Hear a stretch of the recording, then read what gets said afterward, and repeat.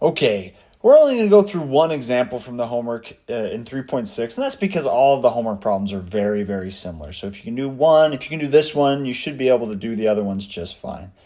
So here we have a family called the Hogginsons. This is number 5 on the homework, by the way. So here we have the Hogginson family. They just purchased a new home for $205,000. Oh, those were the good old days when you could buy a house for that much. They make a 30% down payment and finance the remainder with a 20-year mortgage at an annual interest rate of 6.8%, compounded monthly.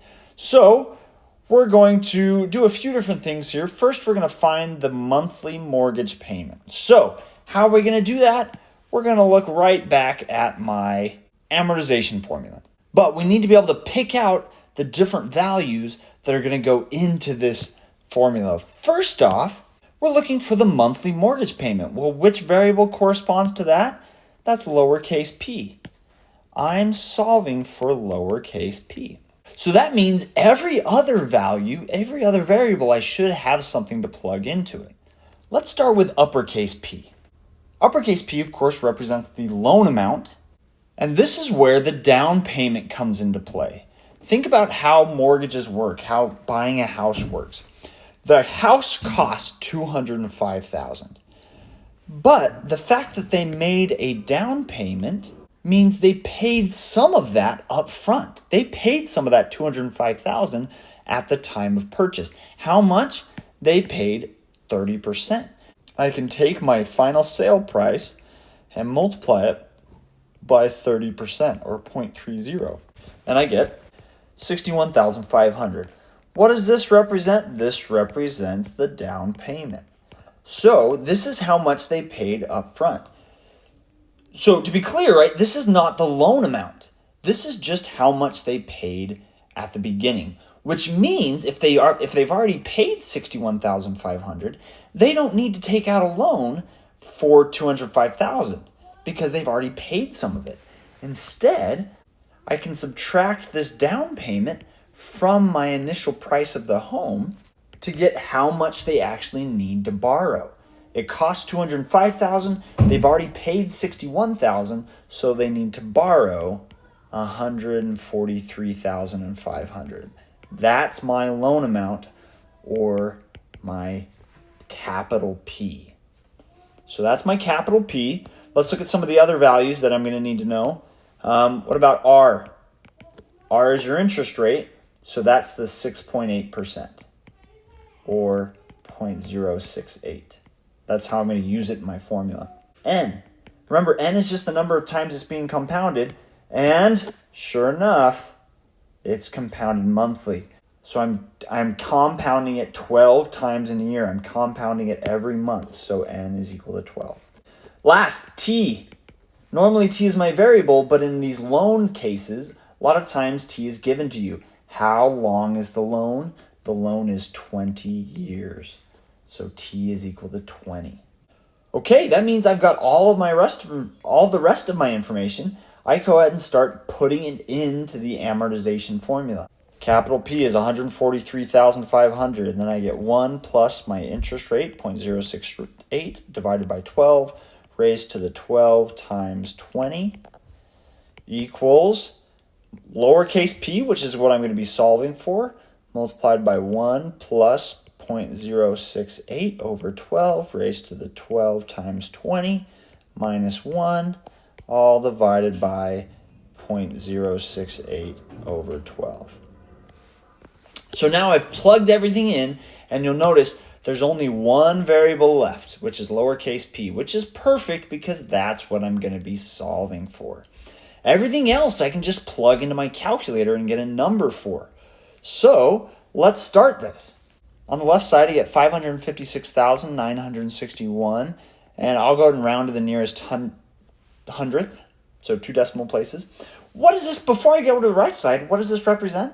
This represents the amount that I would owe in 20 years if I didn't make any payments. If I just let the loan grow, this is how much I would owe in 20 years. But luckily, the right side represents us actually making payments. So now let's look at the right side. I'm still going to have that lowercase p. times 2.881265. I'm going to keep as many decimal places as possible here. And on the bottom, I have 0.00566666 repeating. Okay, and now I'll solve for p. I'll solve for p by multiplying both sides by this bottom value. And I get 3,156.12.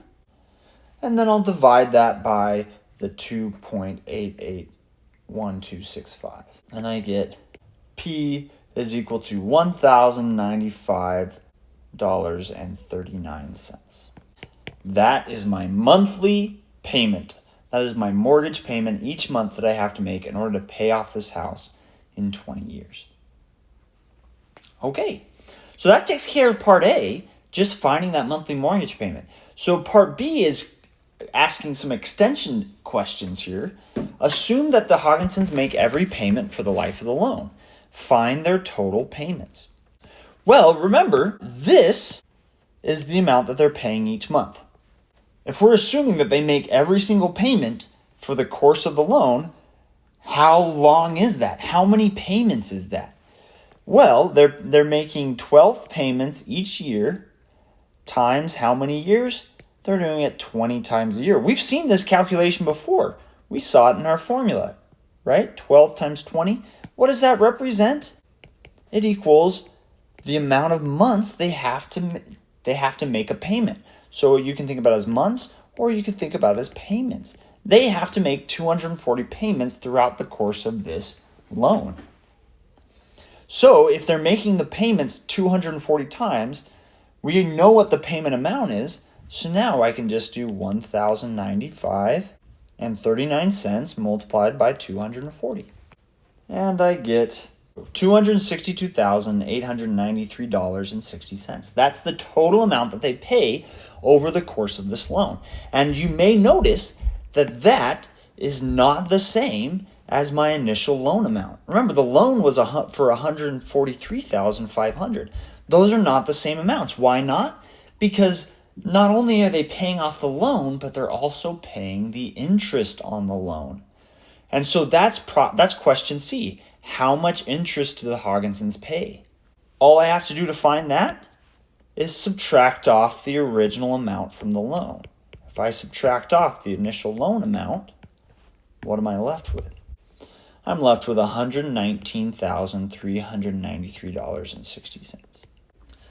That's the total amount they paid in interest, because everything else was paying back the actual loan.